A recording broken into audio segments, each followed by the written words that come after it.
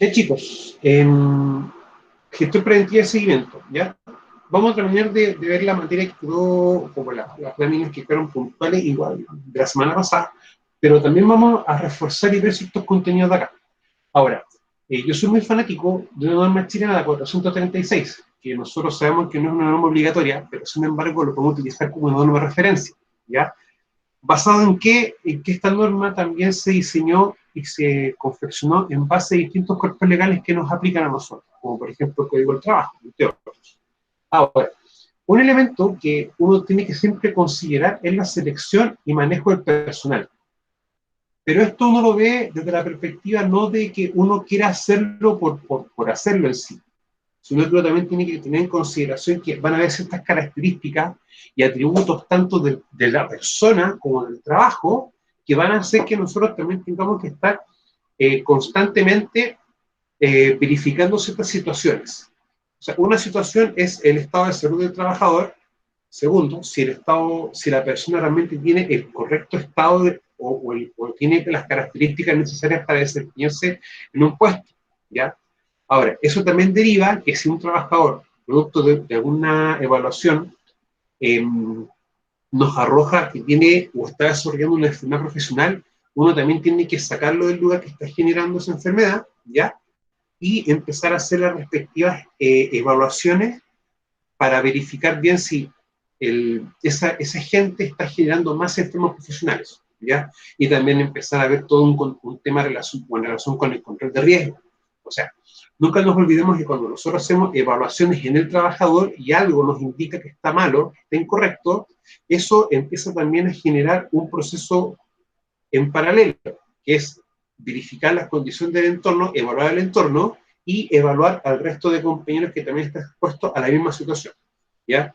Eso también se entiende desde la perspectiva de que uno tiene que, al realizar una evaluación de tipo higiénica, la evaluación higiénica global siempre va a involucrar los dos aspectos, trabajador y ambiente de trabajo.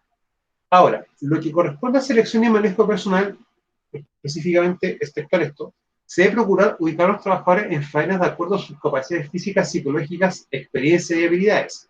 No se debe ubicar a los trabajadores con impedimentos físicos en puestos de trabajo que puedan significar un riesgo para su integridad física a su falta de capacidad.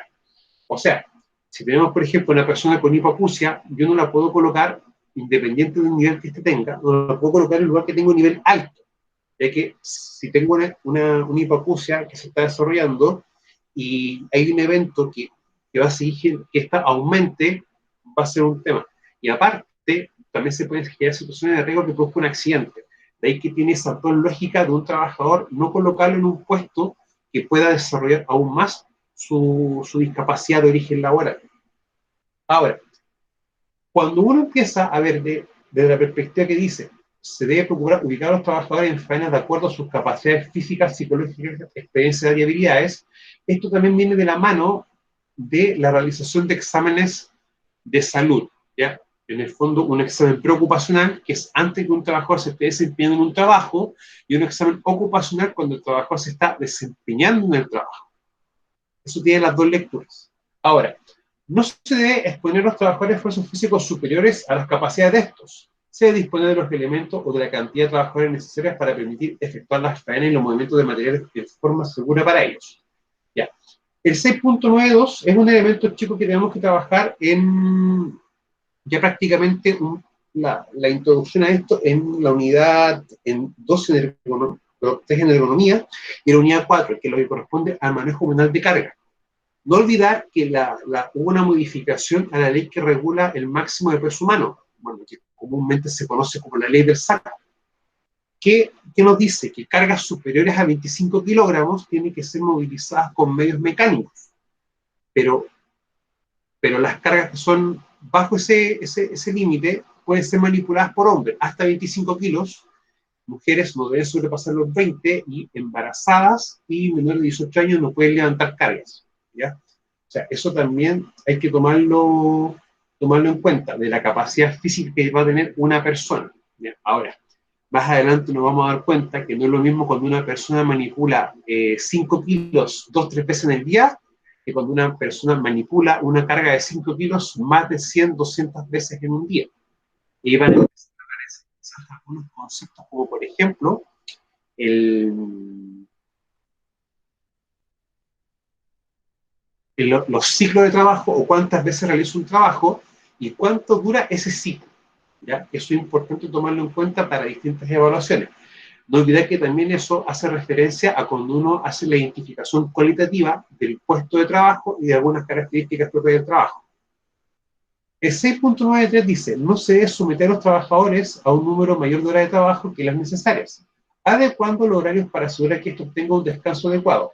Si por caso de fuerza mayor o en los cuales la legislación lo autorice, el trabajador debe desempeñarse por mayor tiempo de trabajo, que es una jornada habitual, se debe preferir compensar con descanso del trabajador por solo el pago del sobretiempo respectivo.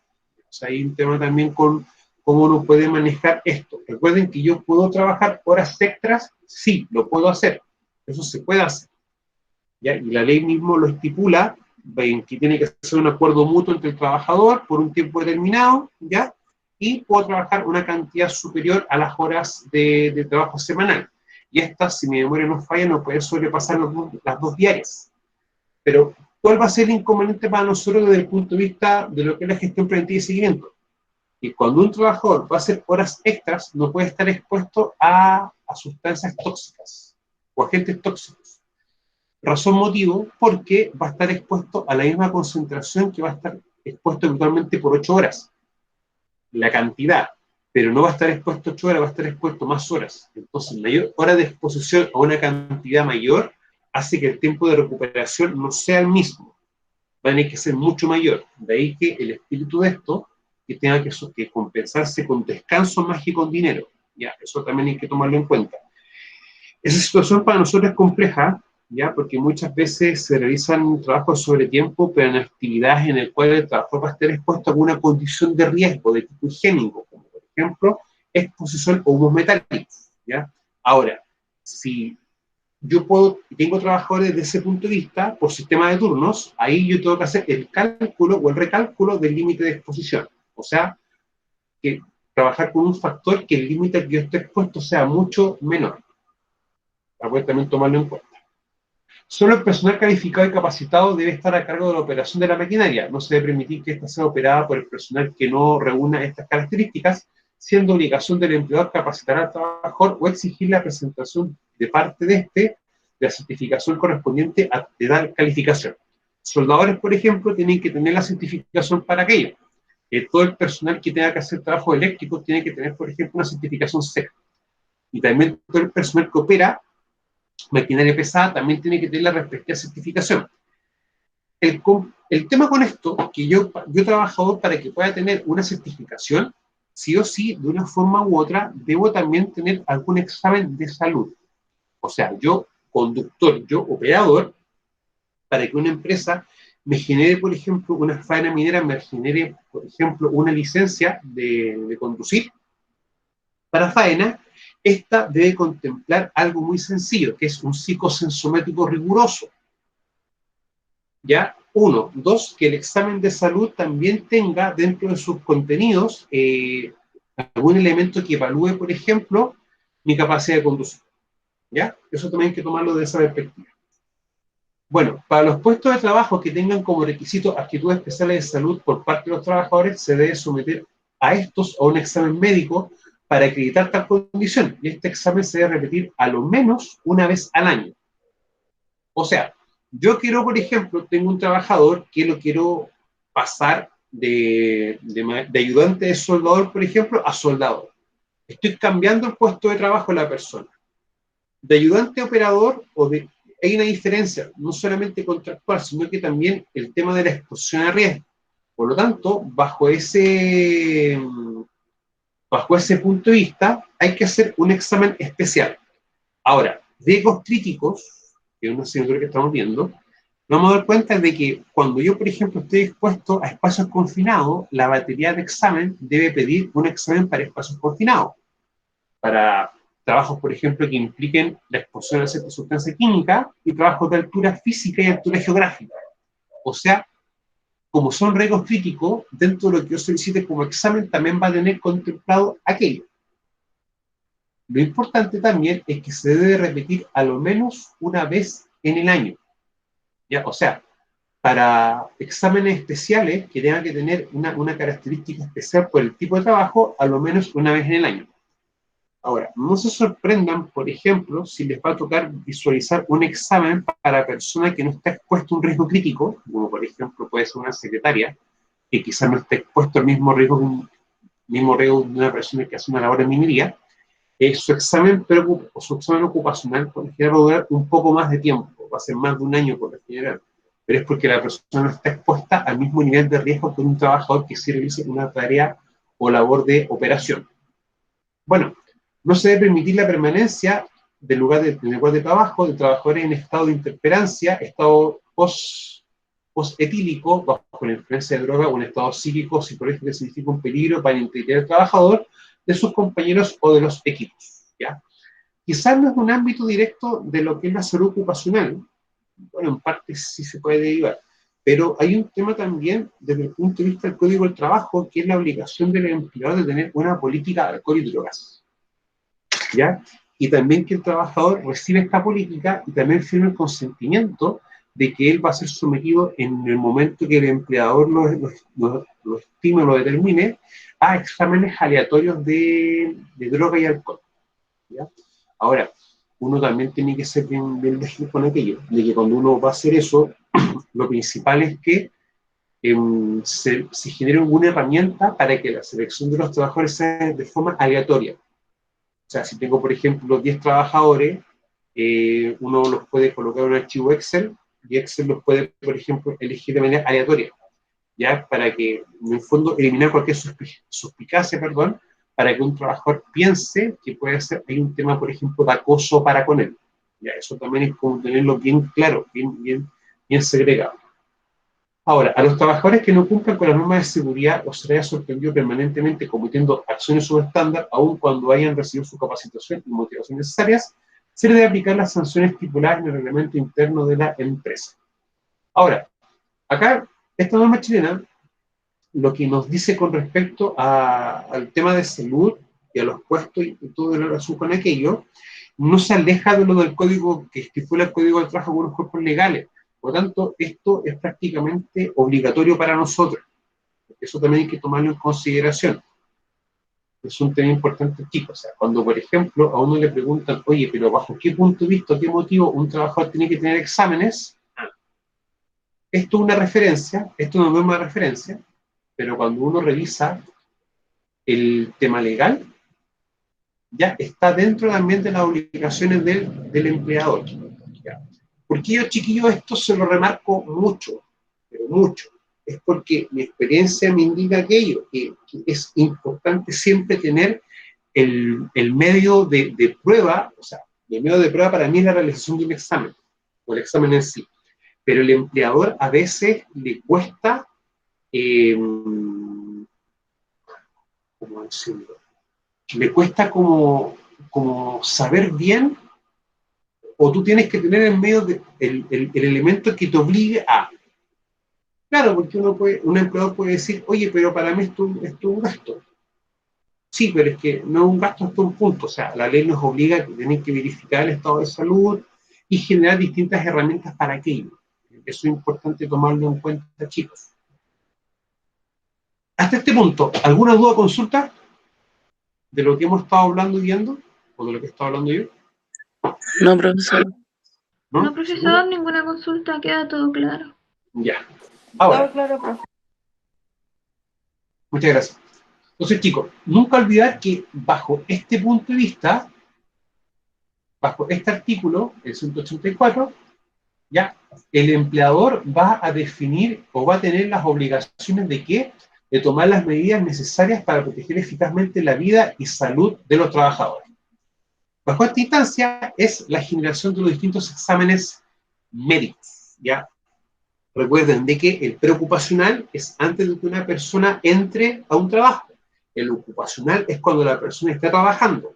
Los exámenes de seguimiento van a ser cuando tenemos un trabajador expuesto a riesgo o, por ejemplo, expuesto o trabajando bajo un protocolo MinSal, por ejemplo, ¿ya? Y ahí va a tener que tener exámenes de seguimiento a lo menos una vez al año o cuando el organismo administrador lo indique. no olvidemos también que dentro de las obligaciones del empleador, si tenemos expuesto a riesgo de neumoconiosis, ¿ya? Se deberá realizar un control radiográfico semestral, ¿ya? Ahora, la neumoconiosis en sí es producido por algún agente que afecte la función pulmonar, no solamente sílice, ¿ya? La neumoconiosis, la silicosis es un ejemplo de neumoconiosis. O sea, si tenemos, por ejemplo, personal que está trabajando en un lugar, por ejemplo, que tenga que tener relación con faenas de aves, por ejemplo, eso es un agente que puede producir un asma ocupacional. Por lo tanto, también hay que tomar eso en cuenta. Ahora, si un trabajador es citado por un examen, ya, eso, el empleador debe dar las facilidades, ya, para que el trabajador haga eso y no se le va a descontar de su sueldo el periodo o el tiempo no trabajado. Ahora, nunca olvidar, chiquillos, esto, ya, las obligaciones para el empleador, los trabajadores y la mutualidad. Ahora, yo acá no coloqué, en este punto, no coloqué las obligaciones del experto en prevención de riesgo. ¿Y cuáles podrían ser esas, chiquillos? ¿Cuáles podrían ser la obligación del experto en prevención de riesgo con respecto a esto?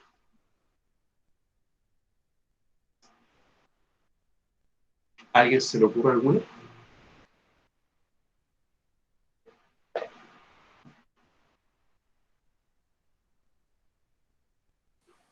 Profe, asesorar en este caso al empleador, por ¿Ya? ejemplo, ¿Uno? informar al trabajador, ¿Ya? ¿Dos? esa, se me ocurren así. Ya. ¿Qué recomiendo yo siempre? Tener un listado maestro con todos los trabajadores, nombre, root y cargo. Y uno tiene que empezar a chequear. Me explico. Ya, por ponerte un ejemplo, el trabajador lleva trabajando con nosotros 3 años. Por lo tanto, ya a partir del segundo año ya se le hace el examen ocupacional. Pero, por ejemplo, si el examen ocupacional venció el 2 de abril y yo me doy cuenta el 12 que está vencido, ¿el trabajador debe estar trabajando, valga la redundancia? No. No. Entonces, chicos, ¿cuál es el punto? Nosotros, expertos en prevención de riesgo, tenemos que estar verificando constantemente de que los trabajadores estén con sus exámenes al día, por ejemplo. O sea, una función de nosotros es recordar al empleador de que tiene que tener todos los medios para que los trabajadores puedan realizar sus exámenes y nosotros tener un calendario y recordarle a ellos, ¿ya?, que tienen que realizarse exámenes. Ahora, muchos me pueden decir, pero, ok, ¿y recurso humano? ¿Recurso humano tiene que hacer esto? Puede hacerlo, pero recuerden que nosotros tenemos que también vigilar que estén las medidas de control implementadas.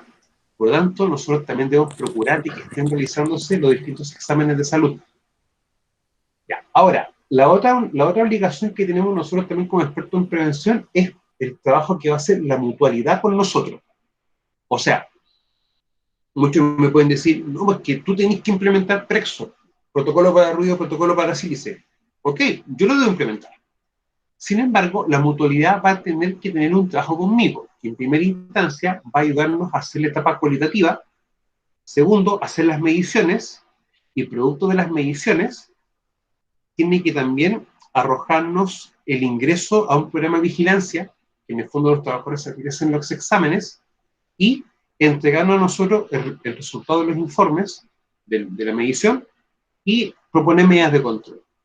Entonces, si uno se da cuenta de aquello, las obligaciones del experto en prevención van a ser también en relación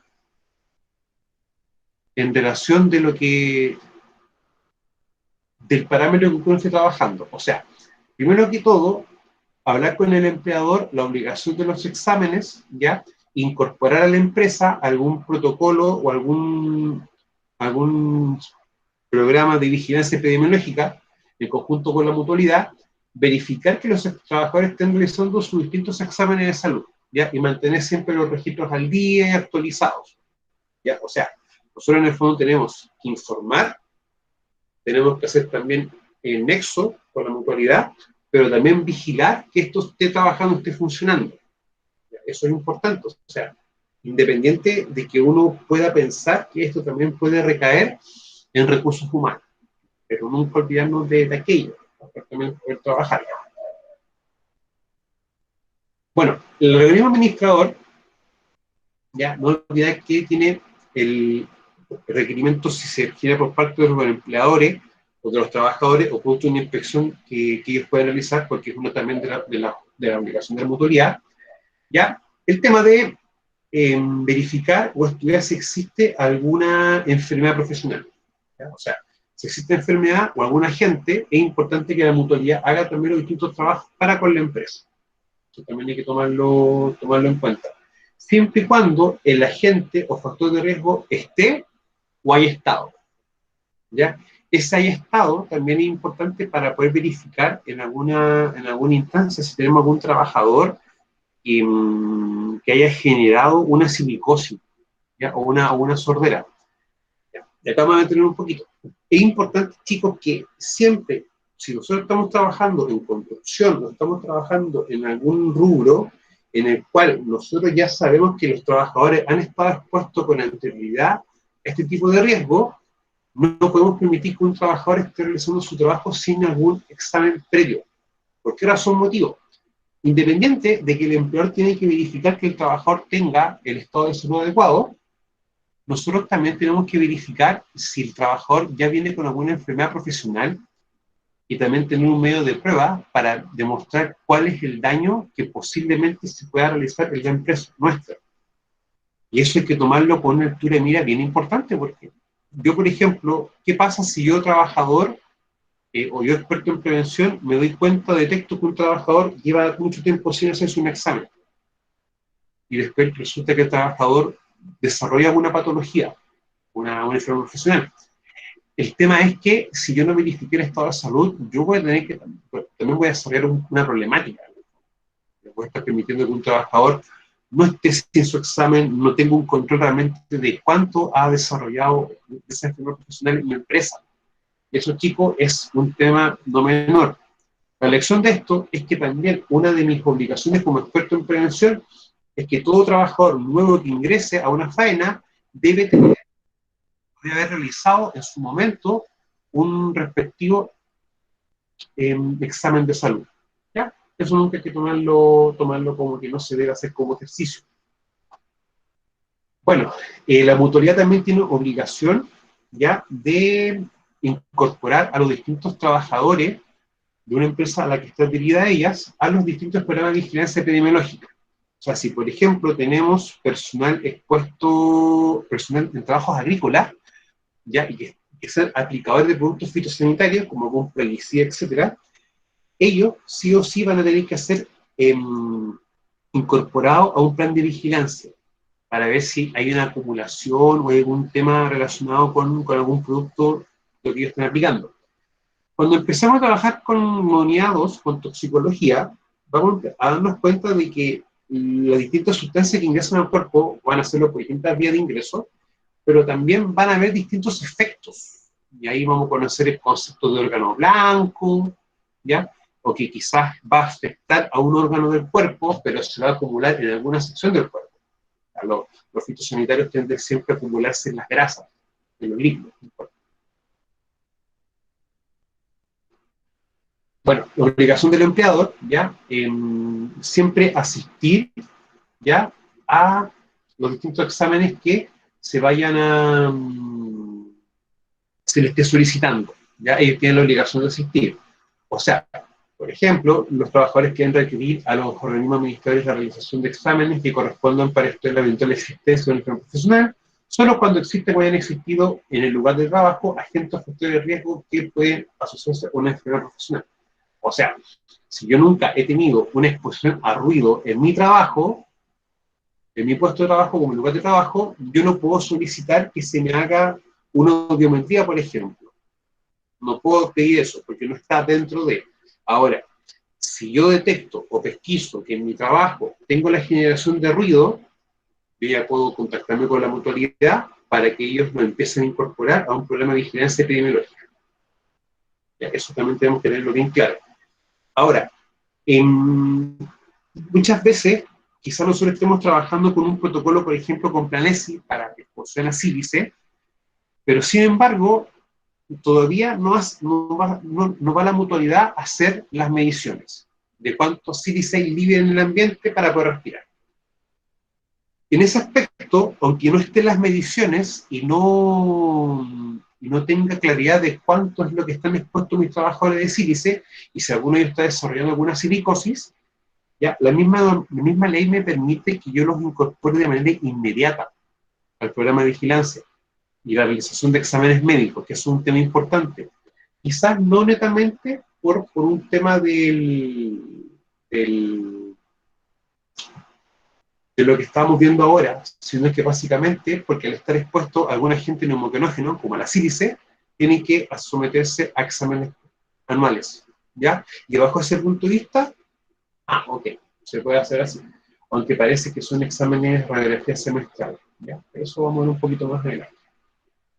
Ahora, nunca olvidar el tiempo y el cuándo y el tipo de examen, ya que eso es lo que nosotros tenemos que generar siempre desde el punto de vista de la prevención de riesgo. Nunca olvidar tener un listado maestro con todos los trabajadores, nombre, apellidos, RUT, cargo, y en función del cargo va a ser el tipo de examen a realizar.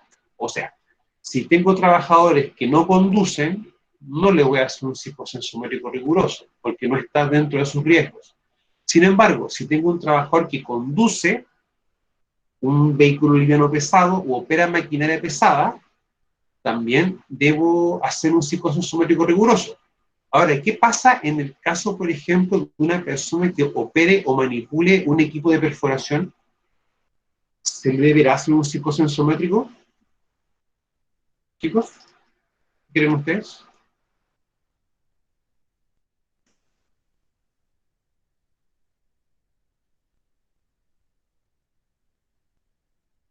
Disculpe, profe. Sí. Si tengo una persona que opera un equipo de perforación, por ejemplo, ¿ella debe tener un psicosensométrico riguroso? ¿Sí? Sí. Sí.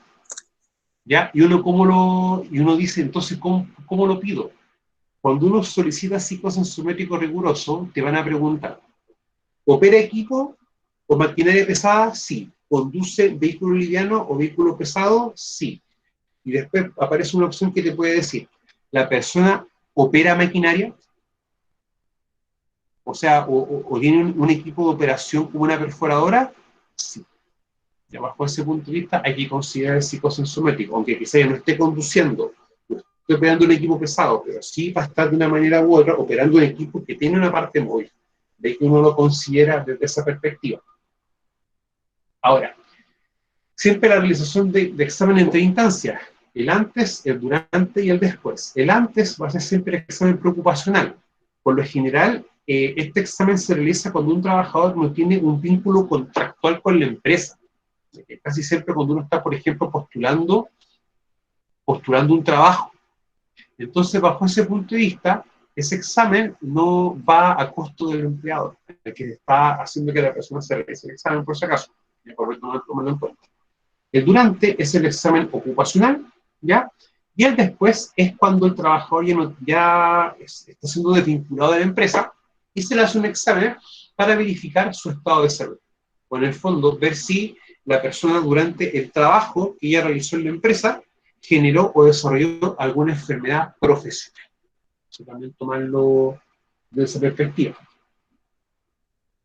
Ahora, tenemos los exámenes preocupacionales, ocupacionales, psicosensométricos, por protocolo MinSal, ya que ya sea si estamos expuestos, por ejemplo, a ruido, a sílice, o la aplicación de algún producto fitosanitario, hay uno muy específico para aquello, por vigilancia epidemiológica, que quizás no la cantidad de sílice que nosotros tenemos, quizás no es obligatorio tener un protocolo, pero sin embargo estamos expuestos igual a la gente. Así que hay que tomarlo en cuenta. Y exámenes de control, que es cuando, por ejemplo, a ti ya se te pesquisa o estuviste algún tema puntual de exposición a algún tipo de agente y la mutualidad te solicita un examen de control netamente para ver si tú presentas algún daño. Eso también uno puede tomarlo de esa perspectiva.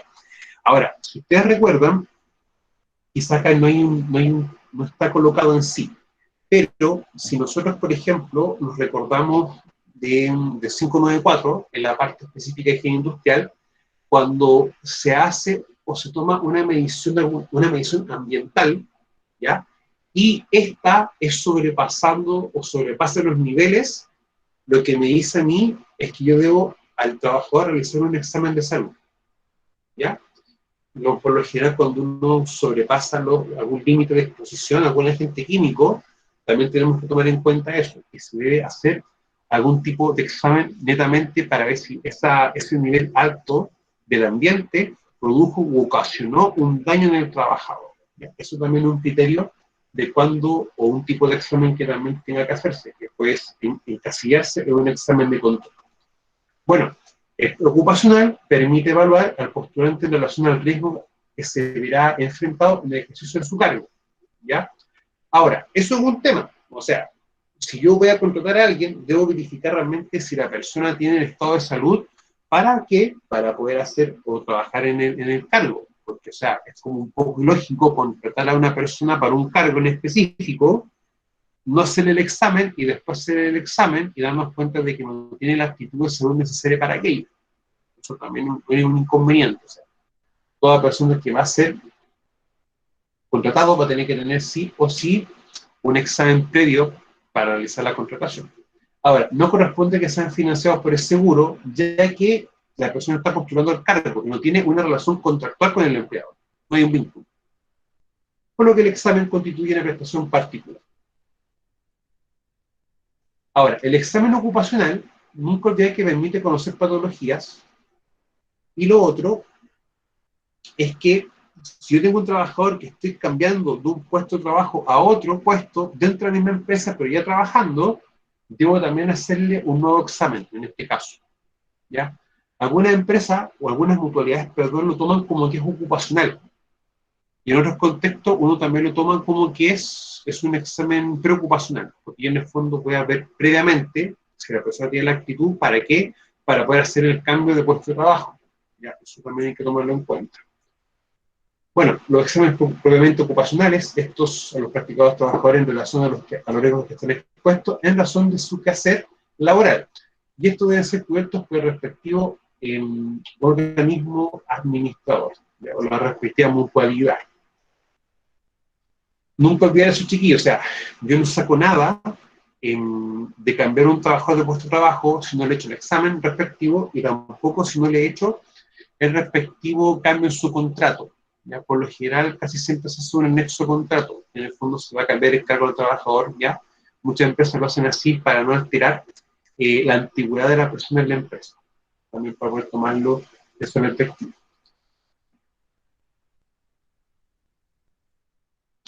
Ahora, lo otro importante es no solamente que el examen ocupacional, si se trata de un examen practicado de una persona ya contratada, o a quien se le va a exponer a un nuevo riesgo, ya determinar si su salud es compatible con esta tarea, sino que con el estudio de una eventual enfermedad ocupacional que existió en la exposición previa al agente de factores de riesgo que pudiesen relacionarse con la etiología profesional. Eso también es un elemento importante en lo ocupacional que nos permite detectar si se está generando o no una enfermedad ocupacional. Lo importante de esto es que darnos cuenta de lo siguiente: si yo estoy implementando medidas de control, hago un examen ocupacional, y ese examen ocupacional me indica si el trabajador está desarrollando una patología, acá nosotros podemos tener dos lecturas. Lectura 1 es que las medidas de control no están funcionando. Pero lectura 2 es que el trabajador está expuesto a un riesgo residual alto. Eso quiero que lo veamos el día jueves en taller. Cuando lo recuperemos, vamos a ver ese tema chiquillo, para que nos quede bien claro aquello. Es importante el tema del control, y muchas veces cuando tengo un trabajador expuesto a distintas situaciones con distintos niveles, eso es un indicador que va a tener que tener medidas de control especiales de ese trabajador. Vamos a tomar también desde esa perspectiva. Bueno, el examen ocupacional son aquellos exámenes médicos practicados a los trabajadores con el propósito de determinar si un trabajador tiene contraindicación o no para desempeñarse en una situación de riesgo, por ejemplo, trabajar a alturas superiores a 3.000 metros sobre el nivel del mar. En la práctica, el chico, ya sobre 1.000-1.500 metros de altura, uno hace un examen de altura geográfica, netamente porque el cuerpo entero se va a ver afectado en su desempeño. Bueno, determinar si un contaminante ha ingresado en su organismo por diferentes vías, en cantidades mayores de lo estipulado en nuestra legislación, en este caso 594, y establecer posibles alteraciones de salud frente a la exposición a un determinado agente de riesgo. Por ejemplo, verificar la alteración auditiva por exposición a ruido en lugar de trabajo. Esos también son los objetivos de un examen ocupacional. En la práctica, el examen ocupacional, cuando ya la persona cumple o tiene sobre 40 años, se le agrega un componente que es un test de esfuerzo. ¿Ya? Ahora, ojo con lo que le voy a decir. Yo puedo cumplir con todos los exámenes, realizar todos los exámenes de mis trabajadores, pero aún así los exámenes de salud van a ser en un punto un tema de referencia o algo referencial. Por un motivo, ¿por qué les digo esto así? Porque ¿qué pasa, por ejemplo, si un trabajador se hace un examen a nivel de mar y su faena está sobre los 3.500 metros de altura? Estamos evaluando en condiciones que no necesariamente son en las que el trabajador va a estar. Por lo tanto, el examen en sí nos va a dar una referencia, de cuál sería más o menos cómo la persona va a responder. ¿Ya? Por eso hay que tomarlo también como una referencia. Se los digo porque muchas veces le va a suceder un caso de que un trabajador se hace su examen, ¿ya? Pero cuando él va a altura, el trabajador no tiene una respuesta muy buena producto de ese examen.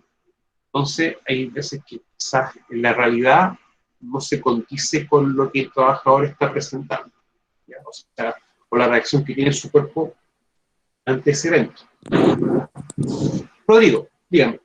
Profesor, una consulta. Estos exámenes preocupacionales que dice usted, ¿cómo es la periodicidad en cuanto al tipo de trabajo? ¿Va a depender de eso? O sea, Sí. una persona que trabaja, como dice usted, a 5.000 metros, o una persona que trabaja en ciudad. Mira, vamos a diferenciarlo así. Una cosa es el espacio físico o el lugar geográfico que tú vas a hacer, que esa va a ser una condicionante para el tipo de examen. Y segundo, el tipo de trabajo que tú realizas. Yeah. O sea, por ejemplo, una secretaria va a tener riesgos bien acotados, riesgos bien específicos, pero esos riesgos van a ser distintos, por ejemplo, de una persona que realice trabajo de soldadura y más encima trabaje, por ejemplo, en espacios confinados, en un espacio, por ejemplo, como una tubería, y, por ejemplo, a 3.000 metros de altura. O sea, vamos a tener una condición que es ambiental, por eso vamos a tener que tener un examen por altura geográfica, pero vamos a tener que tener dos exámenes específicos por el tipo de riesgo. Si el trabajo de soldadura va a estar expuesto a humos metálicos, por lo tanto, uno que pide examen por soldador, agente de riesgo, humos metálicos, o exposición a humos metálicos. Y después, examen también por espacios confinados. Entonces, ahí tenemos una situación específica que tenemos una persona expuesta a dos riesgos, más una condición ambiental o una condición geográfica, que implica que nosotros tengamos que tener eso en consideración. Ahora, ¿cómo uno lo puede entender más simple? Una cosa es la geografía y otra cosa es que el tipo de examen va a depender del riesgo que esté expuesto el trabajador. Por eso yo siempre le invito mucho a tener bien claro el cargo que realiza la persona. O sea, por ejemplo, un mecánico va a tener riesgos bien puntuales. Ahora, ¿qué pasa si es mecánico y soldador? ¿Tengo que tenerle el examen la batería como soldador, Rodrigo? O sea, debería tener doble batería de Tendrán que exámenes. ser ambos. Ambos. Claro. Ahora, en ese aspecto, uno tiene que ponerse como experto en prevención un poco pesado. Me explico. En el contrato de trabajo, ¿no es cierto?, que estipula las partes y tu actividad, soldador o mecánico, por ejemplo. ¿Qué es lo que quiero llegar a este punto? Cuando uno en el contrato debe estipular, por ejemplo, que dentro de las labores o actividades que va a hacer un mecánico, también van a hacer trabajo de soldadura. Entonces, bajo ese punto de vista, él va a estar expuesto a riesgo de soldadura, quizás no al 100% del tiempo, pero lo va a estar. Yo solicito el examen también para tal evento. Por eso, el tema del contrato de trabajo y la descripción de mi cargo, lo que yo voy a hacer, es importante que siempre quede consignada en un contrato. Eso no tiene lecturas. Ahora, ¿Se acuerdan un poco cuando vimos legislación laboral, el decreto 40, el tema de los reglamentos internos? Chicos, ¿se acuerdan un poquito de eso? Reglamento interno de higiene y seguridad. Sí, a grandes rasgos, sí. Sí. En el reglamento interno, yo puedo, por ejemplo, consignar los puestos de trabajo y los riesgos. Sí, Sí. Ese documento también tiende a reforzar lo que tiene que estar en el contrato de trabajo. Ahora, otro elemento que quizá usted no es como tan visual por tema legal, es algo que se llama descriptor del cargo. Es un documento que están por los distintos cargos que describe las actividades que tú realizas.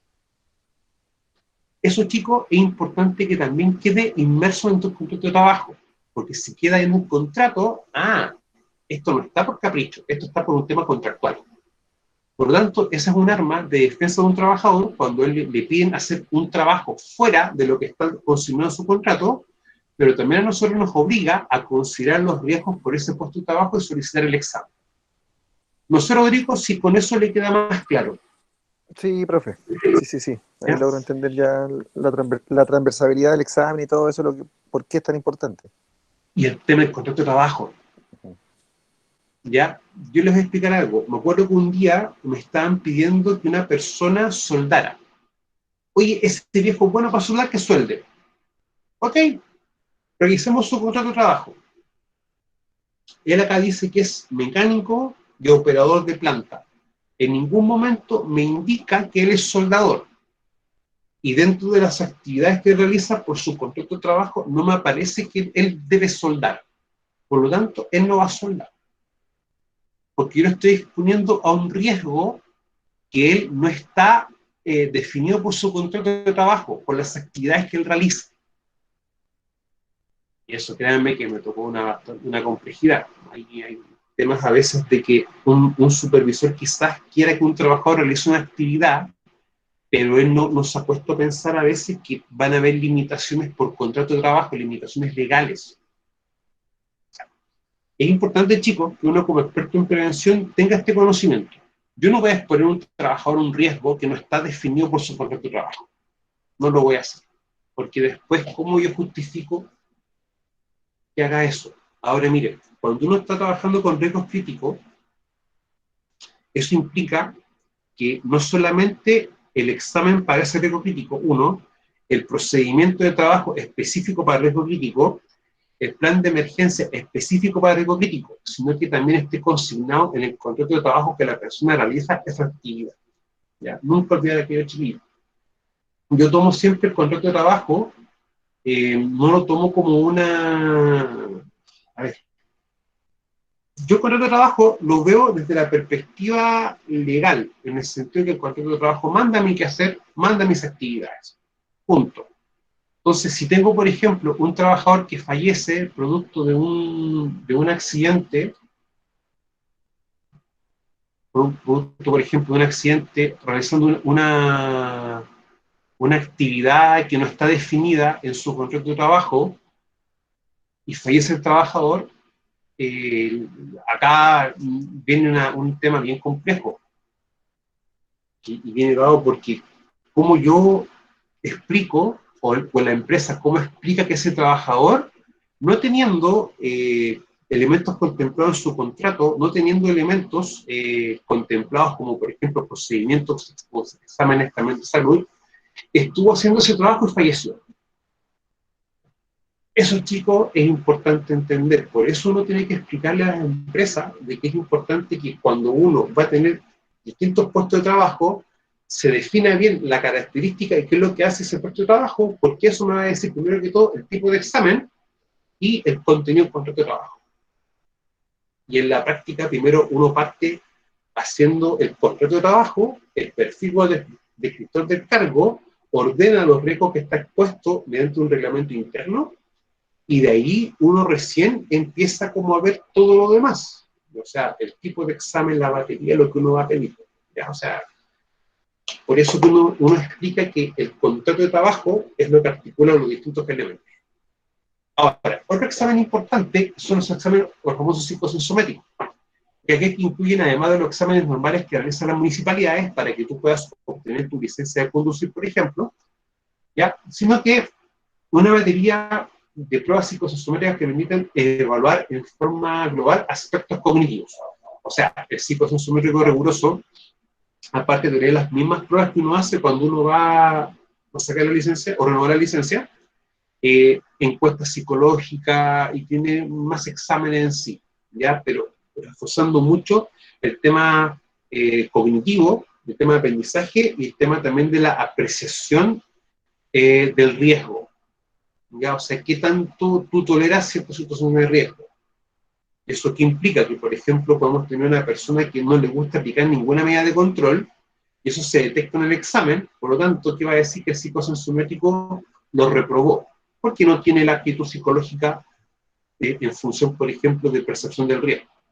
Es importante también poder tomarlo en cuenta. Ahora, que permitan evaluar en forma global aspectos cognitivos, tales como atención, concentración, alerta, tareas monótonas, respuestas frente a estímulos complejos, coordinación visora-motora, mano a mano, ojo-mano, y percepción temporoespacial. O sea, en el fondo, si la persona tiene una percepción del tiempo adecuada, tiempo y espacio.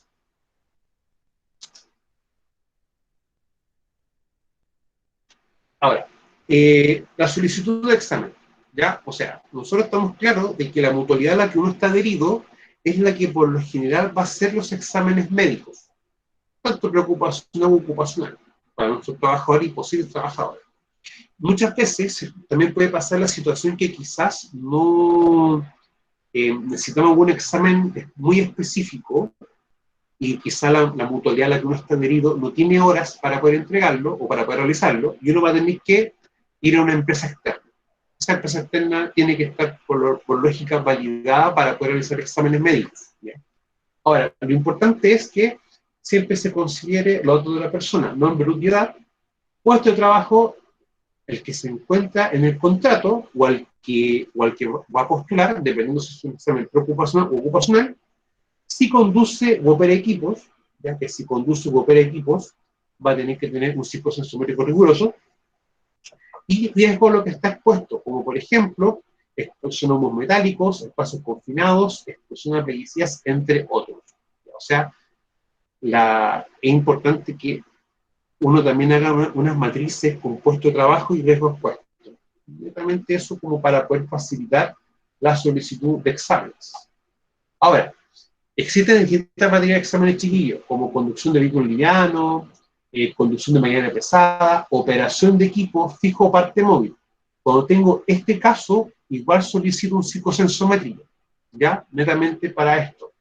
Bueno, exposición a nivel sulfuroso, nieblas ácidas, brigadista de rescate, espacio confinado, temperaturas, altura física, que en este caso es para trabajos, personas que realizan trabajos sobre 1,8 metros de altura, que es la misma altura que si tengo caída corresponde a un accidente grave, ¿ya? Y altura geográfica. O sea, si yo tengo estos casos, cuando yo los solicite, debo mencionar que esto es lo que también realiza la persona. ¿Para qué? Para que el examen que se le realice tenga especificado esto. O sea, por ejemplo, si una persona trabaja con humos metálicos o trabaja como soldador, y aparte también está expuesto a sílice, la radiografía de tórax se va a leer para esos dos parámetros. O sea, se va a ver si tiene silicosis o si también tiene alguna acumulación de metales pesados en su organismo, ¿ya? Para poder tomarlo en cuenta. Chicos, con esto damos finalizado la unidad 1, ¿ya? Por si acaso, para que ustedes también lo tomen en cuenta, ¿ya? Así que voy a dejar de compartir y de tener grabación.